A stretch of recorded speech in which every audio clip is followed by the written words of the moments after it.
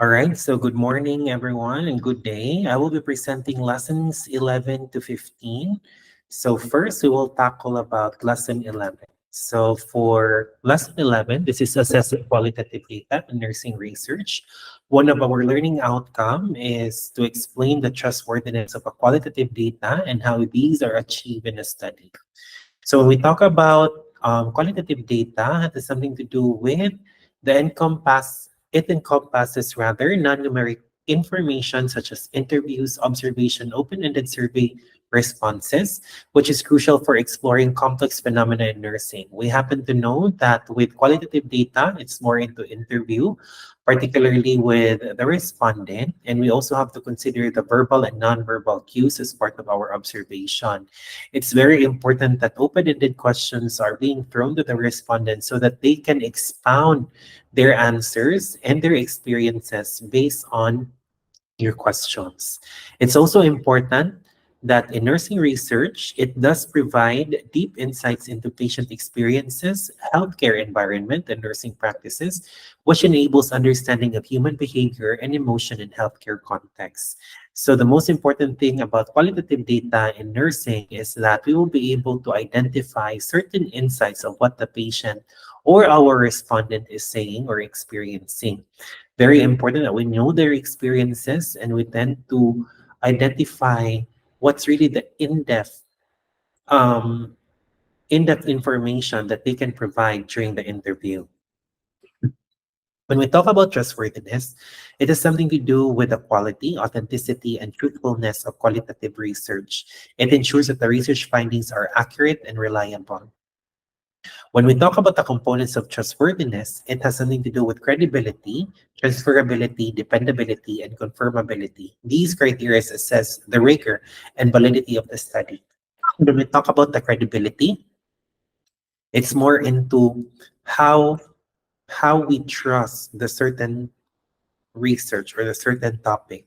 It's very important that it is credible in a way that it can be publicated in the future, and at the same time, it somehow follow ethical considerations and guidelines. Transferability, that we can somehow identify, certain individuals who would somehow appreciate and would somehow accept our study. They can somehow utilize it in their practice or even in the use of education, particularly in the nursing field.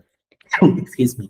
When you talk about dependability, we're able to depend as to the importance of the research. When we talk about dependability as well, it has something to do with its efficiency and effectivity of the study. We happen to know that when we tend to do a research, we should make sure that the research has a long way to go in terms of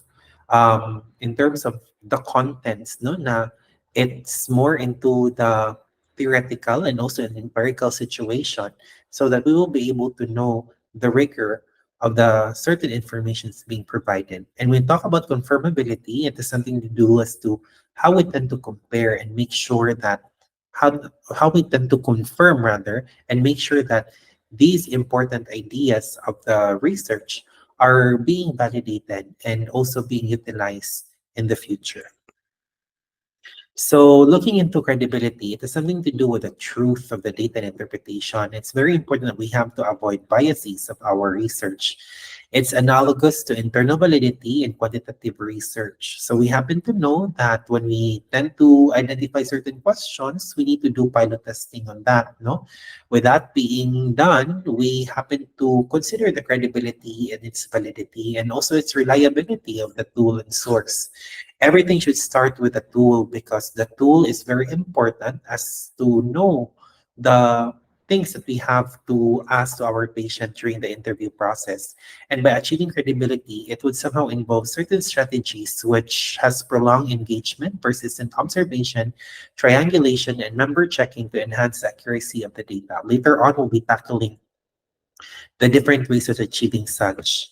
When you talk about transferability, more into the context of qualitative findings can be transferred to other contexts or settings. So similar to the external validity in quantitative research, very important that with certain context of the research, no, it can be passed through from generation to the other. So it somehow contribute to a certain field in which certain researcher can utilize the study and even utilize that in his or her practice. With its detailed description of the research context, participants and findings allow others to determine the applicability of the results to different settings. So we also have to consider as to how we ensure transferability in a way that everything should be in the right context. The participants are also being considered, and also the findings, no, in which these findings can be applied in real life situation and in practical setting, which will result to the different settings, particularly in the nursing field. When we talk about dependability, has the stability and consistency of the research process over time. It parallels reliability in quantitative study. Very important that all throughout the manuscript, it should be consistent of the research process, and it's stable in a sense that it goes a long way and it will not be affected with certain factors such as different biases and even wrong outcomes of the study. When we ensure dependability, we have to consider audit trials, detailed documentation of the research process, and peer review. When we talk about audit trials, we tend to check from the very beginning up until the end that we are consistent in doing so and try to evaluate such documentation. When we talk about peer review, it is something to do from one person to the other, a different author who will be reviewing the literature or the study that you've conducted, or even certain groups of students. If we're going to have to set an example in the academe, certain students try to review a certain document or publicated work, providing their insights, critique, and reflection based on what they have read to ensure research findings are more consistent and somehow replicable in the future. Confirmability has something to do with the degree to which the findings of the study are shaped by the respondents. It's very important that when the respondents and not the researcher should have limitations in its bias, motivations, and interests, and it's similar to objectivity in terms of quantitative research. So when you talk about confirmability, it has something to do with the strategies. It includes maintaining audit trials, reflexive journaling, meaning to say it's part of certain journals, and triangulation to ensure findings are the results of the research, not the researcher's interpretation. So strategies to ensure trustworthiness. We have prolonged engagement. When we talk about prolonged engagement, it spends sufficient time in the field to deeply understand the research context and build trust with the participants. It's very important that during the interview, we can somehow prepare the patient in its conditioning process. It's important to build rapport before we start with a certain question and answer portion of the certain study, hitting the questions seen in the statement of the problem. So it's important that we need to engage to them. Triangulation has something to do with multiple data sources. So when we talk about these data, it has something to do with cross-check and validate findings. No? So with lots of information that can be seen all throughout the website, journals, books, certain models, concepts, theories publicated. It's very important that with the use of these multiple sources or data, we can somehow consider validating and checking if this is really considered or not. When we talk about member checking, it has something to do with returning findings to participants to verify and give feedback. It's very important that we ensure accuracy and resonance with with their experiences. No, in your group in research, since you're working as a group, you can have at least some of your members who would like to counter check, no, and check if these output are correct. They need to verify and provide feedback as well, so that we can see the accuracy and consistency all throughout the research process. And we talk about audit trials, it has something to do with the detailed records of all research decision and activities to allow for transparency and reproducibility. It's very important that there should be somebody who would be auditing and will be checking. No, advisors would serve as a guide or mentor in terms of providing certain insights and also recommendations for the researchers to consider in their subjects or in their research. When you talk about triangulation, it is the use of multiple methods, which are the sources and researchers to enhance the credibility and validity of qualitative research finding. This includes methodological triangulation with different methods, data triangulation, different data sources, investigator triangulation, different researchers, and theoretical triangulation, different theories. All these concepts, such as your theories, certain researchers who is doing that, the data that are being used, which are strong enough to validate, and also the different methods that we have to consider are sources of triangulation. This is very important because it's one way for us to enhance that our qualitative research is valid and credible. When talk about member checking, it is a process where researchers share their findings with participants to validate accuracy and resonance of the data. It's also very important that your gathered data, once you've done with your interview, it should be shared as well to your participant for them to identify as if what you're doing are correct and right. And it's one way of validating with the interview process, those that are being transcribed, no? Things that are transcribed, no, in your paper is correct or not. No, so it enhances credibility and trustworthiness of the data because we allow participants to confirm, and they will be participating as well with the validation process. This also challenge and expands with the research findings, which is very important as you go along. And when we talk about audit trials has something to do with a transparent description of the research steps taken from the start of a research project to development and reporting of the findings.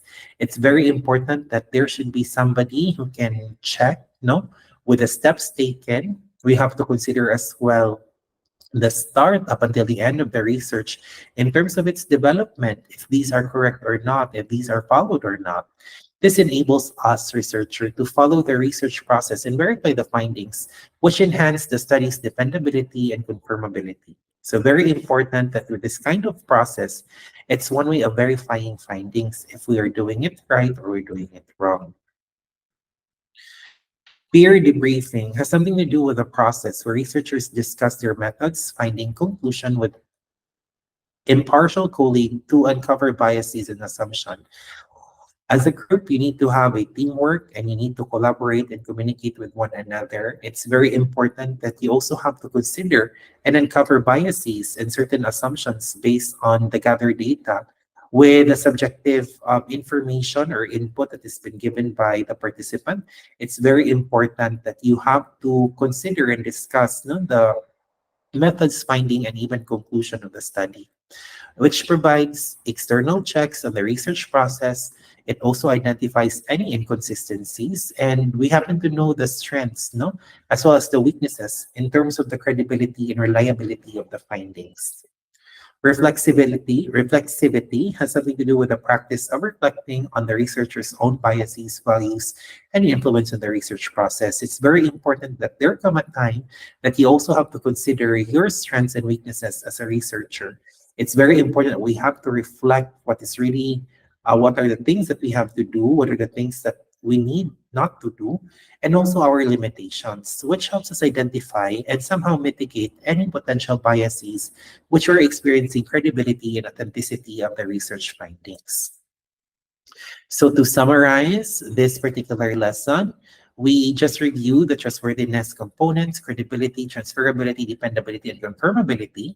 It's very important of these particular strategies, the triangulation, member checking, and reflexivity are tackled, emphasizing the need for rigorous method to ensure the accuracy and reliability of qualitative research findings in nursing. And we're also encouraging continuous reflection and adherence to ethical research practices as we go along with our study.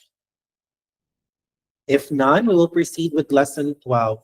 So talking about statistical analysis, now when you talk about statistical analysis, this has something to do with the involvement of the collection, examination, summarization, manipulation, and interpretation of quantitative data. When we talk about statistical analysis, what comes into our mind is quantitative data. We happen to know that qualitative is more into thematic analysis. However, your quantitative is more into the analysis through statistics. Okay, and the importance of this in research is to help us, no, in making informed decision based on the data because it is being run with certain software, or students can somehow compute it. No, they can compute it manually. Okay. A very good thing about this is it can also identify certain trends in determining the effectiveness of the intervention that is being done in the research. So when you talk about intervention, this is something to do with the result in chapter 3, particularly with those results that has certain interventions that needs to be intervened. Say, for example, what are really the outcome? What's the outcome of the research? What's really the final result? And based on the result, that's the time that you're going to utilize that in creating an intervention, particularly your plan or your action, no? So as you can see with your output, no, very important that at the end of your research, no, there should be a plan that should be crafted. This plan is the intervention needed because the outcome of the study, based on statistical analysis, has already been interpreted. No? So that's the main focus of your output. All right. Next is we have the types of statistical method. We have descriptive and also inferential. Most of the students are already in their inferential statistics in terms of the treatment of data. Those who have two different variables that they would like to have a correlation or the differences, or probably they do the t-test.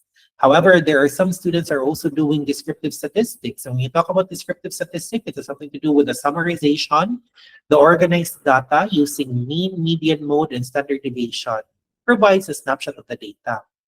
So usually this is just being run. You can actually compute this manually, or it can be run in the software, and that you will be able to identify certain output or results of the mean, median, mode, and standard deviation, which you're going to interpret in your chapter 2, no, with the results and analysis. When you talk about inferential statistics, has something to do with more into correlational, prediction, or inferences about the certain population in the sample data. So this includes hypothesis testing, regression analysis, and confidence intervals. So what do you mean by hypothesis testing? Those study who have now hypothesis, no, this can be somehow answered with statistical method in terms of knowing the significant relationship and differences. No? So if there is already a question which is being thrown, the statement of the problem, if it's stated in that way, it would be somehow be utilized with inferential statistics for the treatment of data. So descriptive statistics has something to do with the involvement of summarization, organization of certain data that make it more understandable. So this includes, then again, the mean, median, mode, and also the variability. We also have the range, the variance, the standard deviation. No? So usually if it's just a descriptive statistic, usually has a question with certain profiles of the respondents, no, with a certain variables that are provided, no, with, say, for example, one variable that is being provided has a particular statement of the problem or a statement, no, that is being indicated in the SOP. So basically, it's more into the descriptive statistics that can be utilized, no. So for inferential, this is something to do with the prediction or inferences about population based on sample data. A very good example of your hypothesis testing is more into the interval, regression analysis, and even your analysis of variance or your ANOVA. No? So with inferential statistics, although it can be computed manually, but it would be easier if we are going to run it through the SPSS. No? So that particular software is really applicable in research because it can somehow provide certain data already that is being run if you're going to manipulate it. Next are the common statistical tool. We do have the SPSS, we have the SAS, the R, and also the Excel for data analysis. No, you can even use Excel, guys, in terms of finding the median, mode, standard deviation. But there come a time, no, na sometimes Excel will not be able to identify certain statistical treatment. Those are our multivariate of analysis of the variance, no?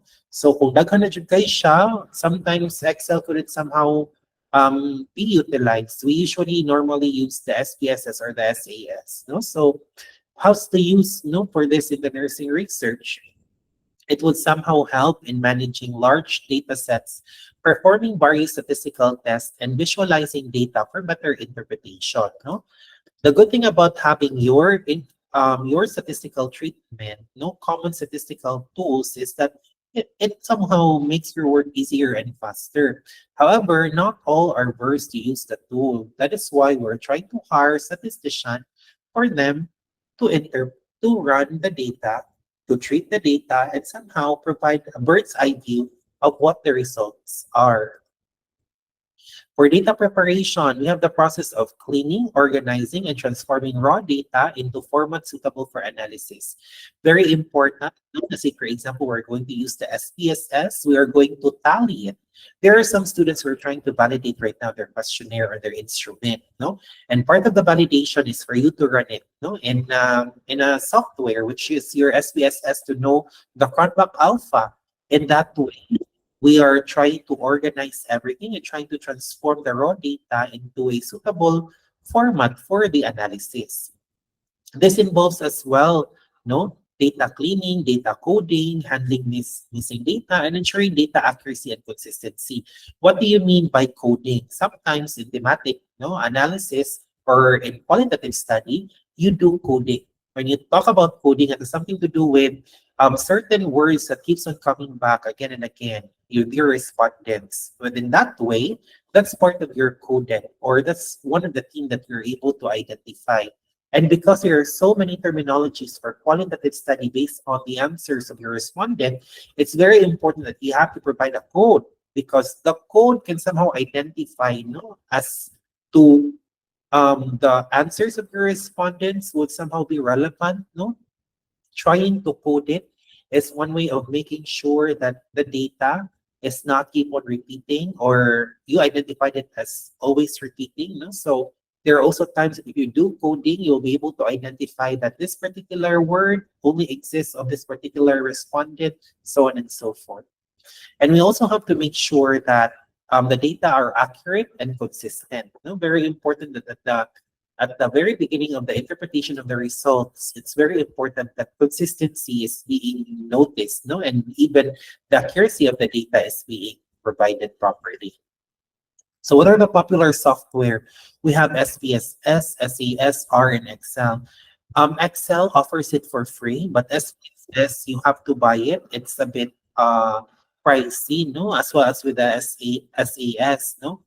Each software would somehow be unique features of data analysis, but more or less, it provides certain results. No, now these tools helps in performing complex statistical analysis, which is very important. No, in that way, we can somehow visualize the data and somehow interpret the results effectively and efficiently. One of the bases of providing interpretation of our results in chapter 2. So interpreting statistical results, main concept, understanding the p-value, the confidence interval, and the effect sizes, interpreting these metrics to draw meaningful conclusion. So when we talk about the p-value, usually with a marginal error of 0.05, sometimes 0.01, it would really depend as how it is being adjusted by your statistician. But usually with 0.05, mo na siya, no, in terms of the error. Okay, so not more than that and not even less than that. But usually if it's more than that, medyo, we can adjust it, no? However, usually p-value stands on that particular result. So using statistical output to support or refute research hypothesis and making informed decision in nursing practice. So, one na siya ang gibutang dito guys sa chapter 2. As you can see in chapter 2, if you're familiar with research, that includes already the interpretation of being rejected or accepted. So those are the same interpretations that would come out with the numbers. And with that kind of numbers, say for example, it's less than the p-value, then it's somehow acceptable, but it's more than that, that is not anymore acceptable.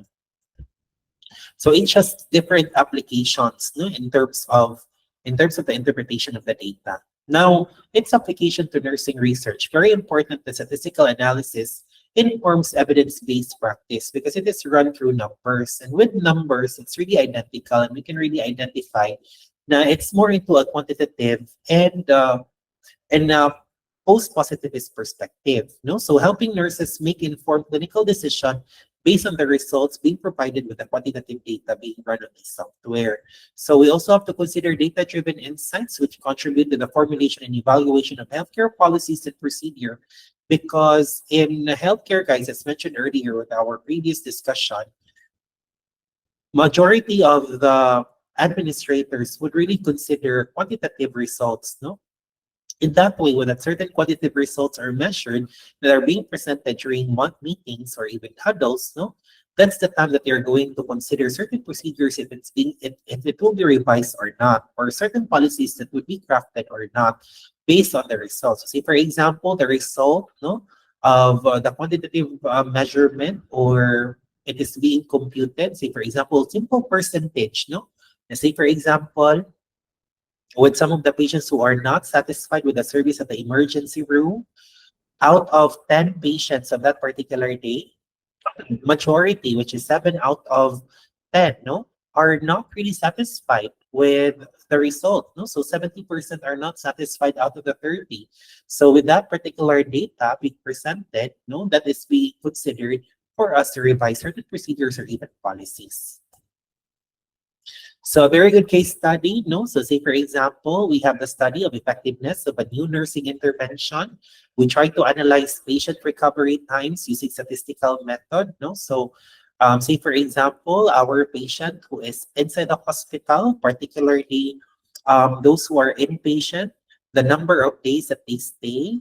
Okay, so that's basically one of the targeted performance in the hospital setting, where the length of stay of the patient can be considered, particularly at how they are recovering, can be used for statistics. No? So the statistics says, no, that the length of the stay of the patient, the longer it is, no, the higher chances that the hospital is not gaining income. Okay.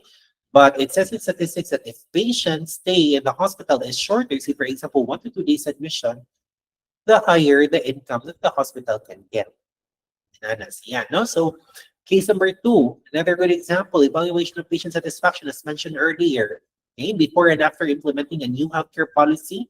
And we can also have comparative statistical analysis, the before and after. No? So what happened before and what will happen in the upcoming future, it can be compared to comparative study. Challenges, when you talk about data quality, there might be some data inaccuracies with its issues. Sometimes it's not incomplete, and the reliability can also affect the validity of statistical analysis. And most likely, it's a complex of analysis. Why? Because of advanced statistical method, it is being required with specialized knowledge. No? So in my end, I do have an idea how to use the software. No? However, I am not just confident in terms of bragging the name of a nurse statistician, utilizing the the the software, because I only have a little bit of training, with one of my subject in PhD, which is the multivariate analysis, no. So di pa kayo confident. However, I can somehow interpret really the result because it was really taught to us. Even when I did my thesis in masters, no, we were being taught already with research, particularly statistical applications. So best practices, we need to ensure data quality through rigorous cleaning and validation process. Make sure that we maintain all the detailed record for all data sources and transformation. Very important. Have to be consistent of what we are doing. No, we also have to make sure that continuous learning should be updated with the latest statistical method for the software development. No, by engaging ongoing education and training in statistical analysis. There are actually a lot of training of this, guys. No, and the good thing about it is more into workshop, because you will be facing a computer right after certain lectures, and you will be doing it through application. So just a summary. Importance of statistical analysis in nursing research is the key method and tool, which we tend to emphasize the role of data quality and proper analysis technique. No? And also very important that we stay updated with the latest statistical method and software development. We engage in the ongoing education and training for statistical analysis. Okay? For us to have an improved patient patient care outcome. Okay, so any questions, concerns before we proceed with lesson 13? So don't you worry, guys, because in the application of our research for research 2, once you already have the result, I will be giving you, if you are going to get Doc Resty, who is also our chairperson in one of our chair sa ato graduate program for a master's degree, I can help you with that. No, I'll be giving you a template. You're going to tally it. No, and once you tally everything, I will send it to Doc Resi so that Doc Resi can somehow interpret it. I mean, can somehow run it through statistical tool. And then the output will be given, siguro, probably turnaround time 3 to 5 days right after the treatment. Okay? It will not be you who will be computing it manually, no? I'm pretty sure that you will be having hard time if you do that. However, if we use the application or the software, it's really easy. No? It's just it would not take an hour for it to be run. However, the statistician should just be so cautious, no, in terms of organizing the data and placing it properly in the software. So let's talk about descriptive statistical tool in nursing research. Very important, no, that our main goal and responsibility for this topic is to explain descriptive statistical tool for treatment of the data. And descriptive statistic involves summarizing and organizing data to make it easy, understandable. Okay, done. And provide summaries about sample and the measures. No, very important that it also help us to understand the basic feature of data in study, providing simple summaries and graphical presentation or representation. So as researcher, we can also provide certain graph or charts, pie charts. We also have the dotted graphs, no, or line graphs in terms of descriptive statistics and how it is being presented. Okay. So in terms of central tendency, it has something to do with the center of the data set. They include the mean, median, and mode. And the application in nursing is more into the summarized patient data, which such an average recovery times and most common symptoms. So say, for example, you try to summarize the data of the patient. You're going to check here the data set, particularly the entirety of the data of the patient, profile of the patient, from the name, age, date of birth, doctor, diagnosis, pre and after post, no, are very good examples in terms of measuring central tendency. Frequency distribution. This distribution has something to do with the summary of how often different values occur in the data set. It can be represented using tables of graph. Okay, so say for example, in the application in nursing, helps in identifying common patient conditions. So say for example, one of the conditions of the patient that they are experiencing right now is dengue, or say for example, signs and symptoms fever, no? And this time around, another patient, no, is trying to have a certain symptom of pain, headache, probably. No, another one is vomiting, nausea and vomiting. No, so in this way, we are looking into a representation of a graph. See, for example, 20% experiences fever with a graph, no, and another 20% experiences headache. One is nauseous and experiencing vomiting, no, 30% of the patient, no. So in that way, we are looking into consideration with the frequent occurrences, particularly in the data that is being presented. Okay, and it's very important that we can somehow utilize certain representations because it's one way of summarizing it, and it's easier for us to present if you're going to present it with the admin. Percentile and quartiles, very easy, no, for you just to get that divide the data sets into equal parts. Percentile splits from 100 parts, while quartile splits into 4 parts. No? So in nursing application, what can be done? No, it's more into the distribution of patient data, such as dividing patient ages, test scores into segments for analysis. Say, for example, out of 100 patients admitted on the particular month for June, no, majority are 65 years old and above, particularly around 50% of the entire admission. So the 50% would somehow be considered as your percentile. Okay. However, if you're talking about quartiles, it's more into quarter. The particular year is divided into four different quarters, right? So it can be considered as a quartile representation. But usually in research, percentile is very important. No? Graphical representation of the data has something to do with a bar charts, pie charts, histogram, and make data easier to understand and interpret. No? So if you're going to show to somebody with a particular representation, it's easier for them to understand. They can even have their analytical concept into it. No? However, it's much important, very important, that we also provide description of these particular representation, right? Application to nursing, this is used to present patient data, treatment outcomes, and other health statistics in clear and visually appealing manner.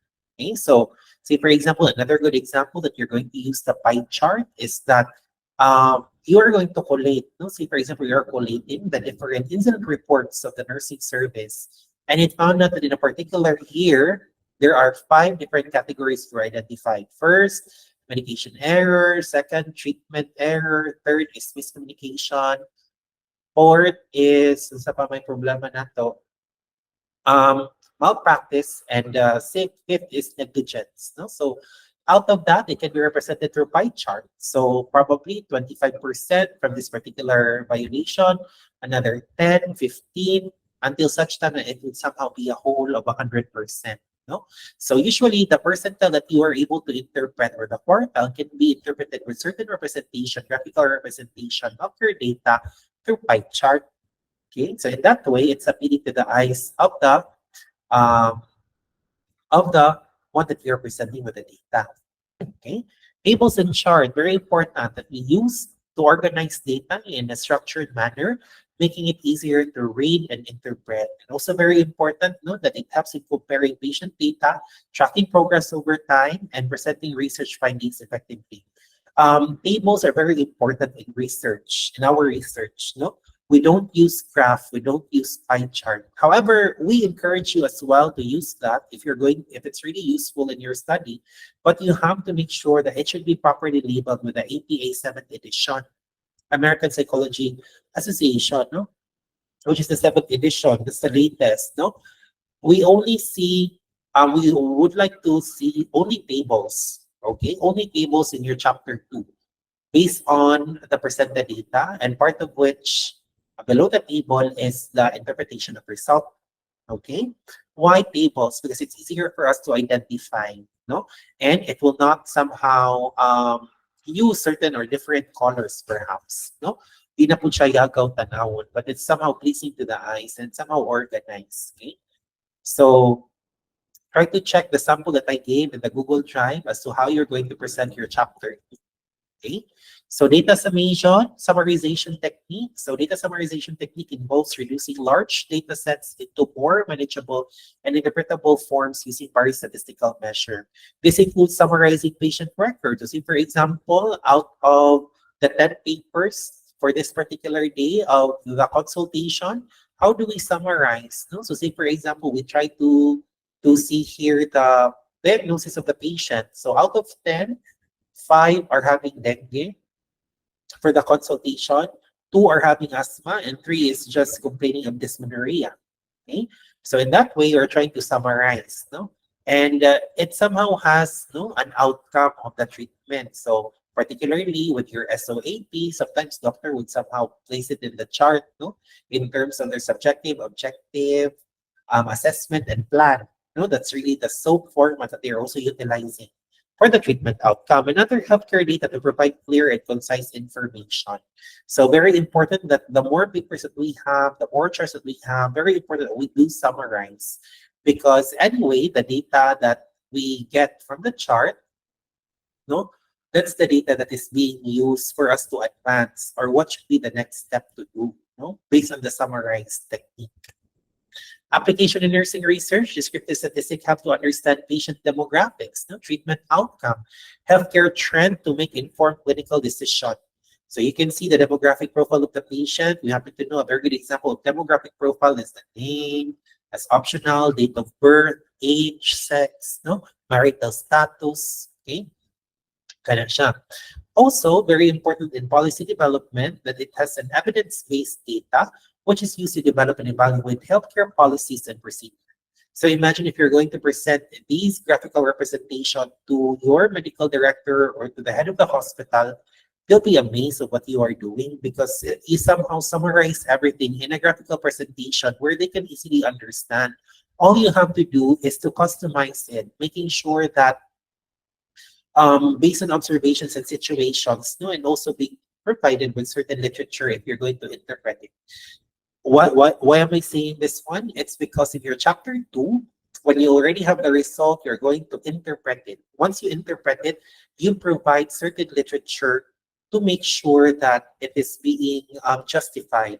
You have to operationalize the discussion. You have to make sure that you also provide certain search situations and observations as to why those particular results came in that particular way, no? Or why is it that the result is really that? No? So you really have to justify it with certain observations and provide certain literatures in your RRL. So make sure that your RRL code is well established because whatever literature that you provided in your RRL, it can be utilized in your chapter 2 that you are going to make some supports aside from your empirical situation. Okay. So very good example, satisfaction again of the scores coming from the patient before and after implementing a new healthcare policy, highlighting changes and trends using descriptive statistics. And another thing are the assessments of the effectiveness of the new treatment intervention by summarizing patient recovery times and comparing them to historical data. Okay. So more or less, it's just the same example as the previous slide. So the only limitations are challenges includes issues with data accuracy, completeness, reliability. No, well, sometimes we are being questioned on how reliable our data are, especially if the data is just too small. No, always remember, guys, now in order for us to avoid biases, we must make sure to increase the respondent or population, right? That's the most important thing to avoid biases. Misinterpretation of descriptive statistics can lead to incorrect conclusion and affect decision making in nursing practice. Sometimes, no, with all the specific interpretation and also the results, there come a time that the conclusion or the concluded part is not that really good. No, sometimes the conclusion is the basis on how we can make some decisions in the nursing practice or in the hospital setting or even in the academe. No, however, it should be well interpreted and somebody could somehow work with him or her in terms of the research.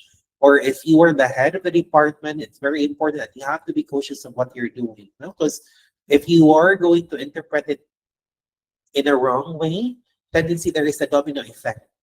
Your summarization, your conclusion, your recommendations might also be wrong. So it's very important that as you advance to the next chapter of your book, it should make you have to make sure that everything is really reliable and valid. Okay, and you have to be cautious of what you're doing to avoid domino effect. Best practices, we have to ensure high quality data, the rigorous cleaning, validation, and management process to enhance the accuracy of statistical analysis.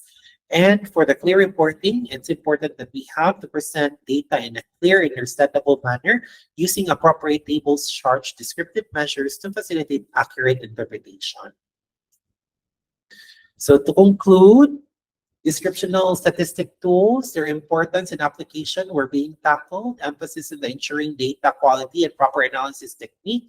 We also have encouraging continuous learning and application of descriptive statistics, no, to enhance quality care and improve patient care outcome.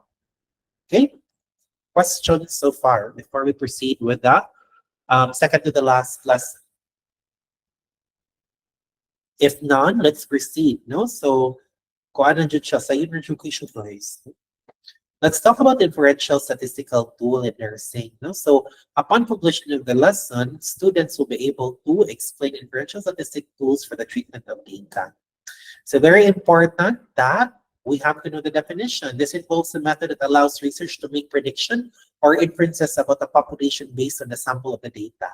Okay, so usually there is a significant relationship, there's no significant relationship, variable 1 doesn't predict, variable 1 predict. So mga na usually ang mga line no, na makita na to sa statement of the problem. Now we are able to identify if that particular question or problem is more into inferential statistics. No? And in your treatment data or in your treatment of the data, you have to emphasize there as to what specific question is being answered or being utilized in inferential statistics. No? Say, for example, question number one or question number two. Usually question one, two, three are all descriptive. Question number four, na nandiyan yung mga relationship, that does predict, has a difference, sa pa na siya. The before and after. Usually, we are utilizing inferential statistics. So it should be discussed as well, no, in your treatment of data or treatment of data part that question number one has something to do with descriptive. It has something to do with the mean, median, mode, percentage, frequency, so on and so forth. Question number four utilizes, say for example, chi-square or t-test or even Pearson R, kana siya, or regression analysis due to the fact that, so you have to state that one as well. Okay, so how it is being utilized in the study should be discussed in the data treatment or the treatment of data. Very important that we can generalize findings for a simple to a larger population, aiding in decision making and policy development. So imagine if your population is around 300, it is being minimized into a smaller portion. It has a concluding part or a result na which you are going to focus on with your discussion. Okay. So hypotheses, these are testing involves making prediction about a population parameter and testing them using a sample data. So try to formulate your null and alternative hypothesis. This is part of your statement of the problem. I believe that you have your statement of the problem prior to advancing to NOR 08028, right? It's NOR 027. You are instructed to create your null hypothesis or even your alternative hypothesis. No? And it's very important that you have to choose a significance level which is 0.05. It should be lesser than that, not more than that, no, for the marginal error. Conduct a test using sample data and interpret the result. No? So usually to conduct a test is more into the methodology of your data gathering. Interpretation of your result is more into the data treatment plan. So confidence interval, the confidence interval is a range of values derived from a sample data that is likely to contain the value of an unknown population or parameter. Very important, no, that we have the confidence interval. So what do you mean by the confidence interval? Usually the 0.05, okay? Because it provides an estimate range that is likely to include the true population parameter, giving researcher a measure of a precise of their estimate. So you also have to consider that, no? So it should not be more, and usually it should be lesser than that. So here are some tests, no, for our multivariate or analysis. We have the t-test. So we compare two means of two groups. So it determines the significant difference between a mean or two independent or related group. Okay. So say for example, there are two different variables you're studying. For example, attitude and performance. Okay. So you would like to know if there is a difference between the two variables, then you have to use t-test. Okay? And when you talk about analysis of variance, it's something to do with comparing the mean of three or more groups. So say, for example, I would like to talk about attitude, performance, and also knowledge. So there are already three. So it's more into the analysis of variance, which is more than three. So we are going to check if there is really a difference of the knowledge versus the attitude, knowledge versus the competency, and also attitude and competency. Ano siya, no? So ato na siya gitanaw, nandiyo na siya tanan sa statement of the problem. This helps in determining if at least one or more group mean is different from one variable to another. Regression analysis has something to do with predictability. Okay, so regression analysis is used to examine relationship between a dependent variable and one or more independent variable. It helps in predicting outcome, identifying risk factors, and understanding the impact of various variables on patient health. Usually, guys, no, relationship and predicting outcomes are just the same. However, it is totally different in terms of how it is being stated in your statement of the problem. So, say for example, knowledge does not predict the competency level of the staff nurses in a tertiary level hospital.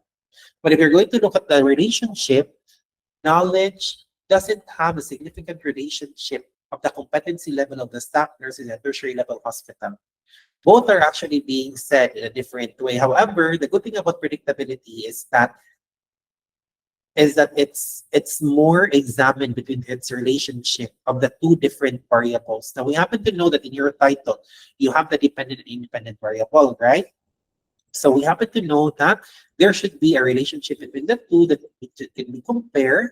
And if it's more into predicting outcome, it's one way or another understanding its impact for those two variables on both applicable to your research. Okay? However, those two are just the same. Ha? Nanasadyo uban ng mga panelists would like to prepare to have your regression analysis, no, rather than looking into the relationship. Chi-square test is used to determine if there is a significant association between two categorical variables. So say, for example, more or less, regression analysis and chi-square testing is just the same, but it depends on how it is being stated and stated on the problem, okay? So helps in analyzing in relationship between different categorical variables, such as patient demographics and health outcomes, okay? Both are actually just the same. Non-parametric tests. So these are statistical tests that do not assume specific distribution from the data.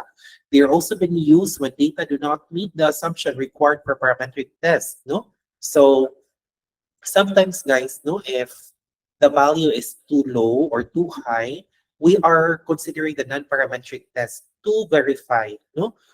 That includes as well your Mann-Whitney, U-test. You also have your Wilcoxon signed rank test and your Crusoe-Wallace. No? So with these particular non-parametric tests, no, it doesn't assume a specific distribution of the data. So it is not targeting a certain data or even a population of what you are studying of. It's just a check and balance. No? So if there is a particular result which is higher than that, it is acceptable. But if it's lower than that, it is not acceptable. So it's somehow interpreted in that way. Okay. Actually, guys, your chi-square, regression, you also have your t-test, also your Kruskal-Wallis, katos sila mga non-parametric can be found in SPSS. No? So that's how powerful that particular software is. It can be run with a statistician. Data preparation for inferential analysis. We have the data preparation involves cleaning, organizing, and transforming raw data into a suitable format for inferential statistical analysis. So as mentioned earlier, it should be well tallied. And once it is being tallied, it is being transformed into a suitable format, which can be run with the analysis. That includes cleaning, handling missing data, coding variables, and ensuring data accuracy and consistency. No? So make sure lang po when you try to tally, no, libat, no, because there are a lot of respondents for your study, no? And it's very important that you work as a group. So siguro 5 kabuok sa out of 10 inyo kabuok sa grupo, napo ba mo, tibay ba mo. So it's it's fast for us to run the data. So for the software, then again, that includes your SPSS, SAS, R, and Python. No? So these tools provide very powerful statistical analysis capability. And mind you, it's really expensive to own this. No? So with your SPSS na daan, guys, mahal jud kayo siya sa tanan, no? There is in Shopee, but there come a time that it's not compatible with your laptop or even your software or iOS. No? So that is, you might be just wasting your money. So these software packages offer a range of functions for conducting complex statistical test data visualization and interpretation of result. Mind you, it would somehow give an interpretation, but not that detailed. So the interpretation that is being given with a statistical analysis should somehow be interpreted by you as a researcher, because you're going to provide some empirical evidences and even theoretical evidences based on the results and outcome. It's just a guide. Okay?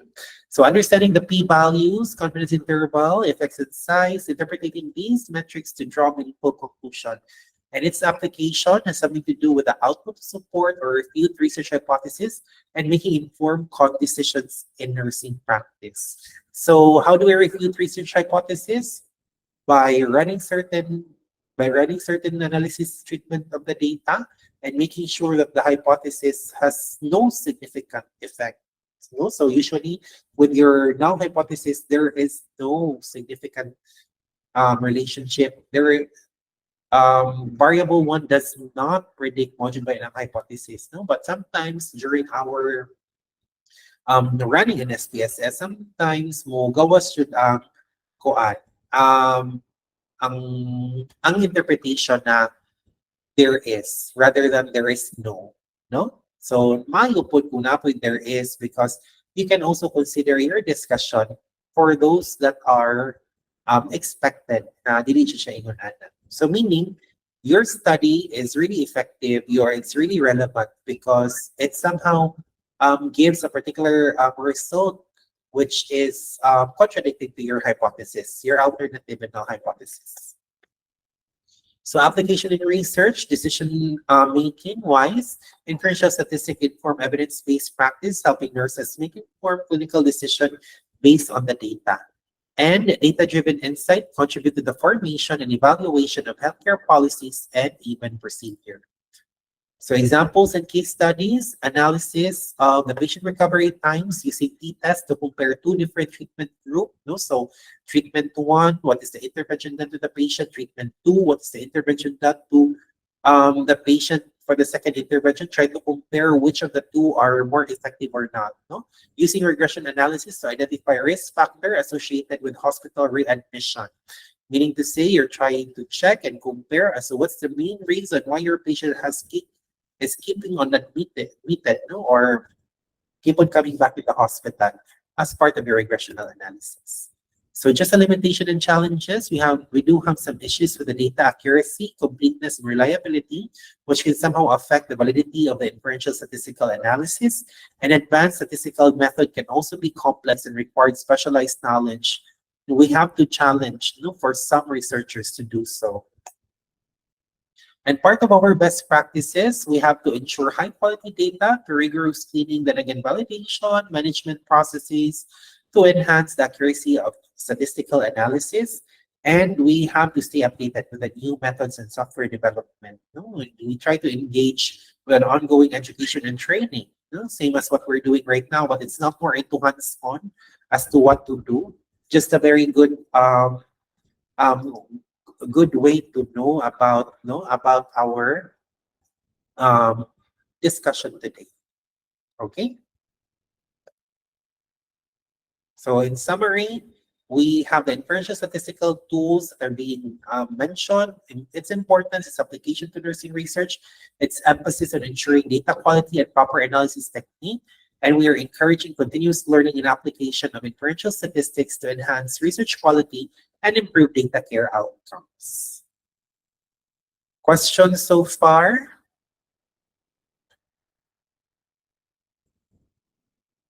Anyone?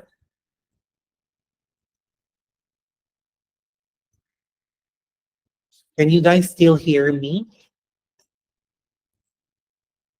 Okay, so if no questions, let's proceed with lesson 15.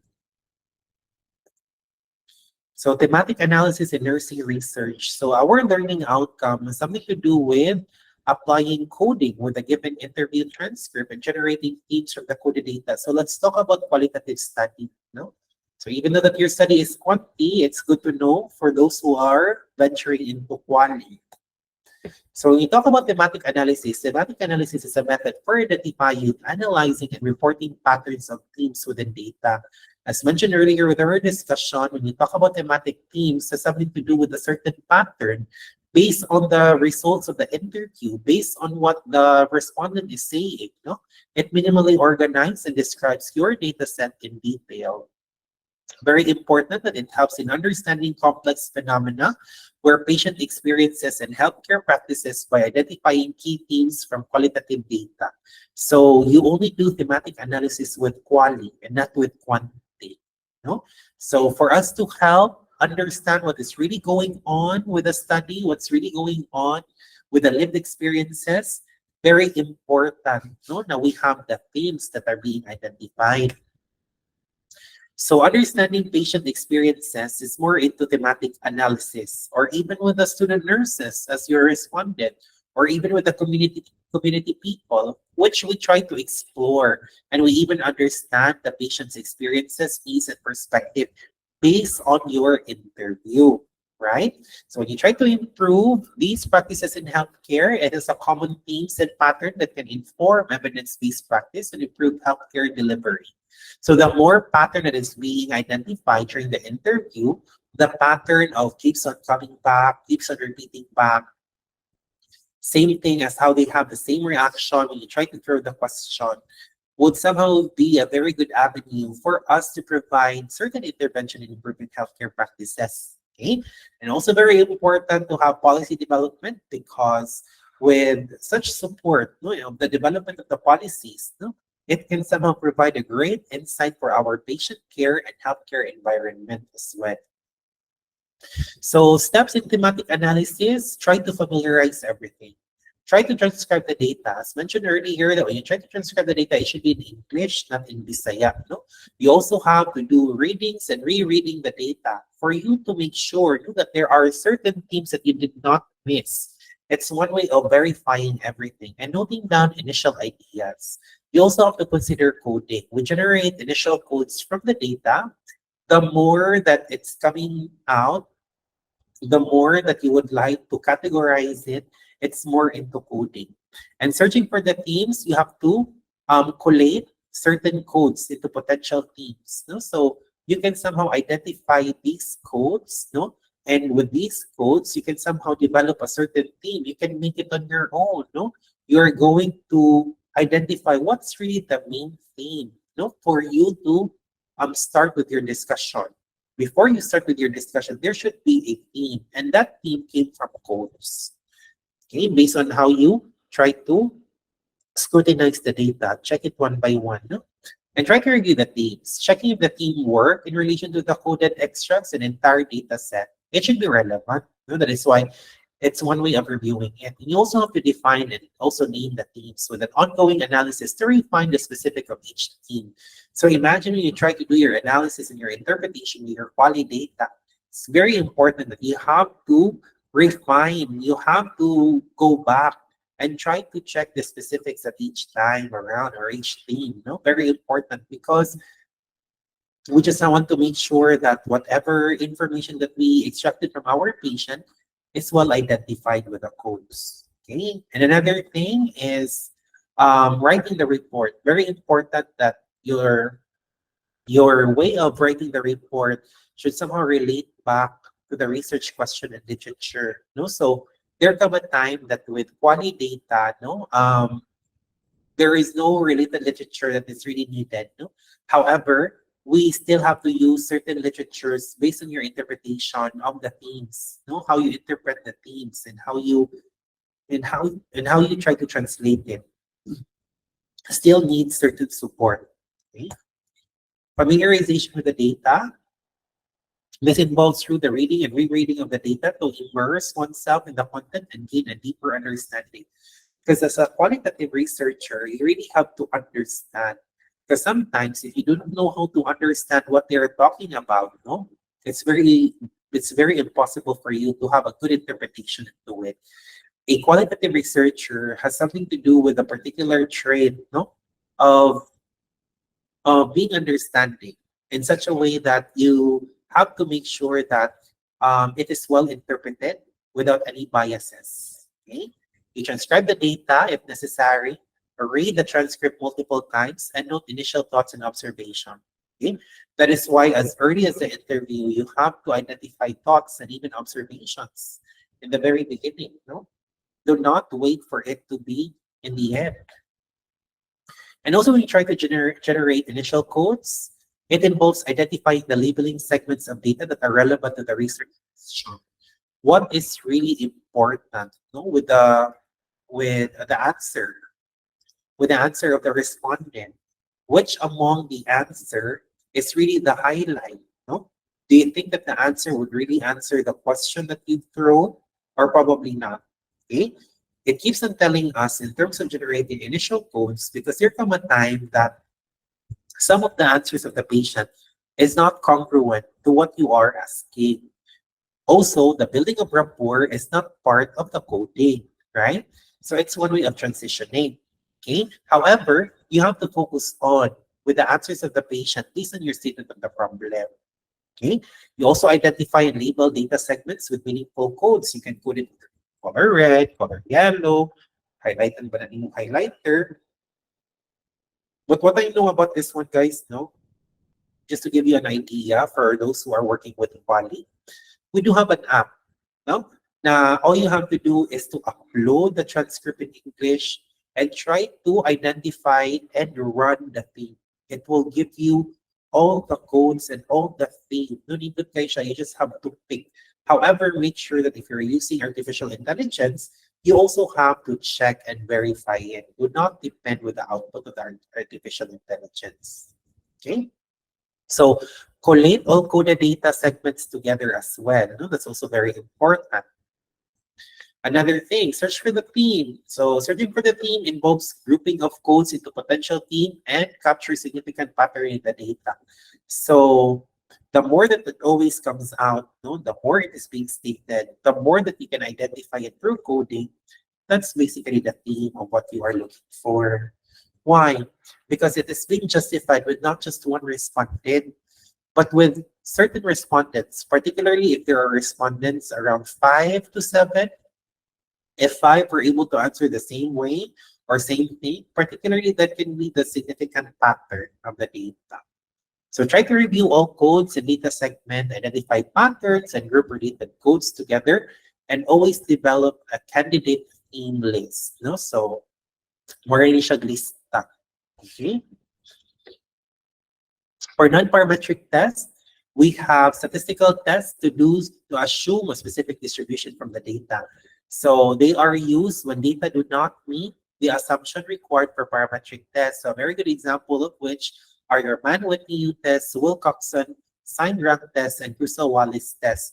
There come a time, guys, for quali, na po times ka mo use po o descriptive statistics as part of quantity.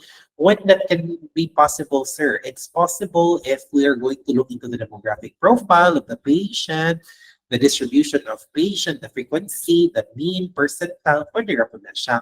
But if you're talking about looking into inferential statistics, hindi na siya quali, quantity na siya. Okay? So how do we prepare? Data preparation involves cleaning, organizing, transforming raw data into a suitable format for inferential statistical analysis. What do you mean by cleaning? It always comes again and again. No? It keeps on repeating. When you say cleaning, it has something to do as to how we make sure that the data are well organized. We take off those data that are unnecessary and are not important, no, to your study. Because there come a time now we are so OC, no? Now we tend to get everything. But for sure, these data, some of the data are just new ones. Okay. So steps involved, we have data cleaning, handling missing data, and coding variables. We also have ensuring data accuracy and consistency. So software inferential statistics, we do have the SPSS, SAS, R, and Python. These tools will provide powerful statistical analysis capabilities. And these software packages offer a range of function, complex data visualization, interpretation of result. So when you try to do the interpretation of the result, we have to understand p-value confidence interval, of which, interpreting these metrics to draw meaningful conclusion. And you try to use statistical output to support or refute research hypothesis as well. So very important that inferential statistics inform evidence-based practice, helping nurses make informed clinical decisions based on the data.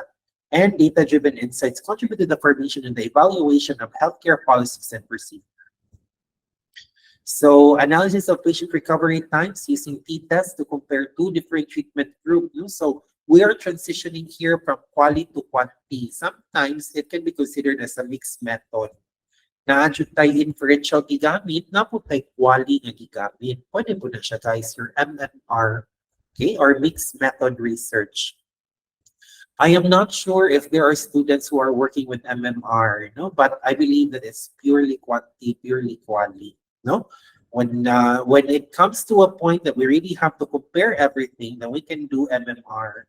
But of course, without compromising for quality data, for your interviews.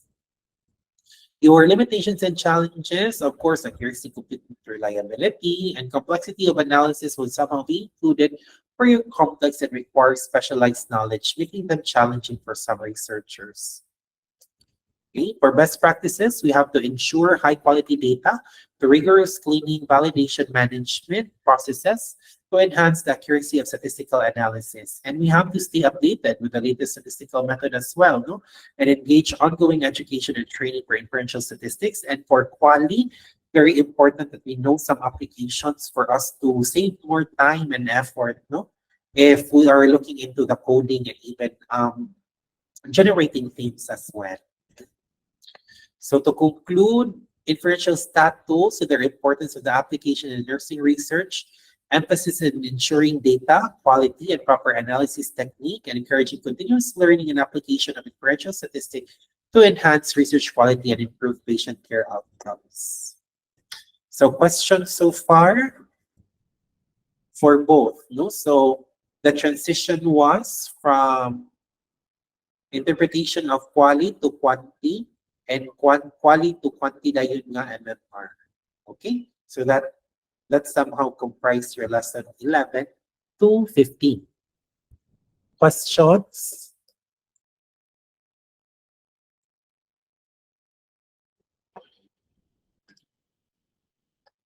Okay.